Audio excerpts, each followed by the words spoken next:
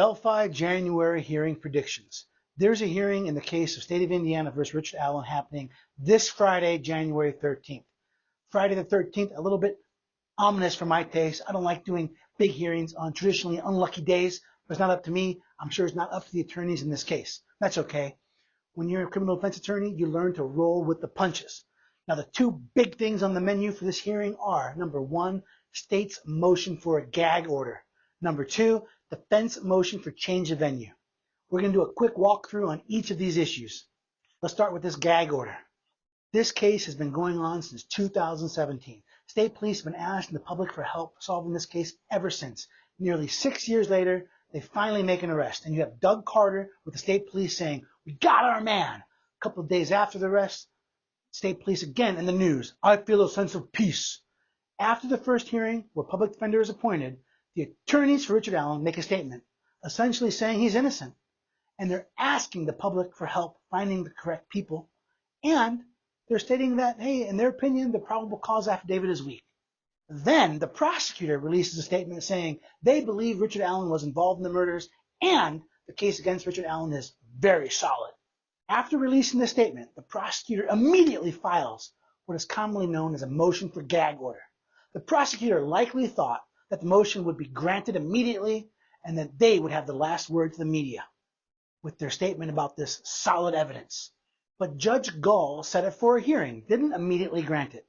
So after the motion for gag order is filed, but before it's granted, the defense, responding to the state's claim that the case against Richard Allen is solid, releases a press release that simultaneously claims that they do not try cases in the media, but then they give some pretty solid reasons and evidence in the press release that Richard Allen is not the right guy in the case. Pretty soon after this press release by Richard Allen's attorneys, Judge Gull grants the motion for gag order prior to a public hearing.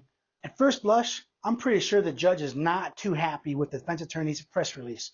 I'm from Indiana. We take pride in many things, including our pork tenderloins. When I read the judge's ruling out loud, I said, man, it sounds like someone burned her tenderloin. Judge ruling says that no one who is connected with the case can talk about the case. Judge goes one step further and includes family members in the gag order. Now, the judge is going to revisit this gag order on the January 13th hearing. So that brings us up to speed on the gag order issue, but let's break it down further. What is a gag order? A gag order can be appropriate when a judge determines there is a reasonable likelihood that pretrial publicity will prejudice a fair trial. I think it's important to note that gag orders are not too common in Indiana. Why? Because lawyers have rules of professional conduct they have to follow. Professional Rule 3.6 basically tells lawyers they cannot make statements that may prejudice the public in favor of their client. Prosecutors have even more rules limiting their speech. Why? Because Professional Rule 3.8 reinforces the notion prosecutors are not just advocates, they're actual ministers of justice. They have a higher calling. So prosecutors and police should not be making extrajudicial comments that have a substantial likelihood of heightening public condemnation of the accused. But isn't that what the prosecutor did right before asking the judge for a gag order?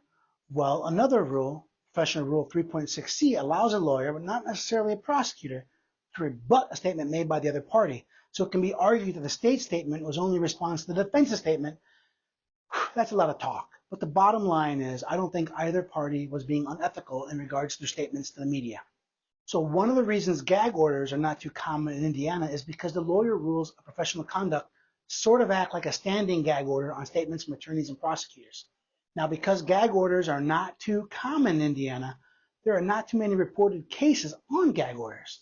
The big one out there is South Bend Tribune versus Elkhart Circuit Court. The case basically allows for gag orders in Indiana if there is a reasonable likelihood that pretrial publicity will prejudice a fair trial.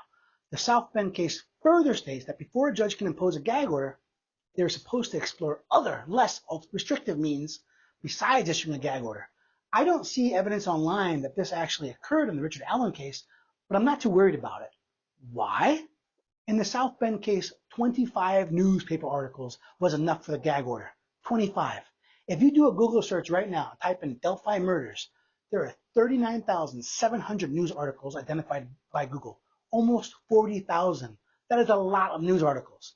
If a gag order was appropriate because of 25 newspaper articles, I'm pretty confident a gag order is going to be appropriate in a case with 40,000 online articles. The only issue I have with a gag order is I think it's overbroad. I don't understand how a judge can order families of those involved not to talk about the case.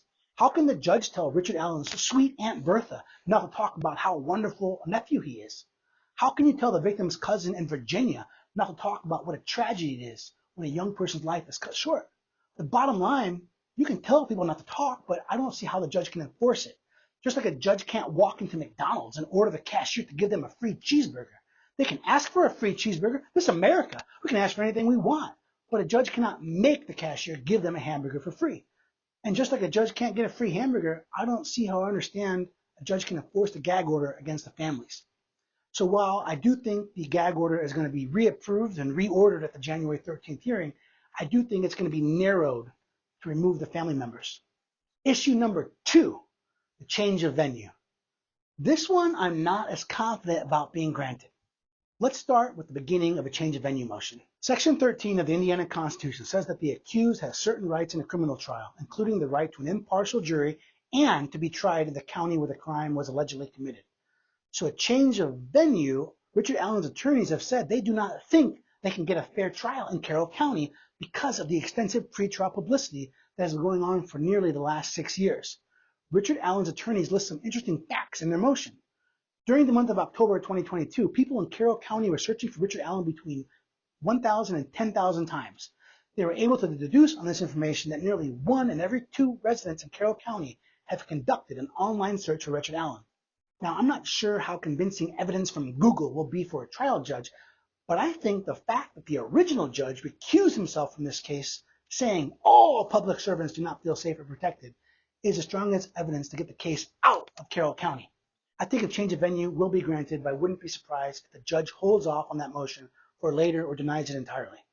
If the judge does not grant the change of venue, then it is subject to what's called an abuse of discretion by the higher courts.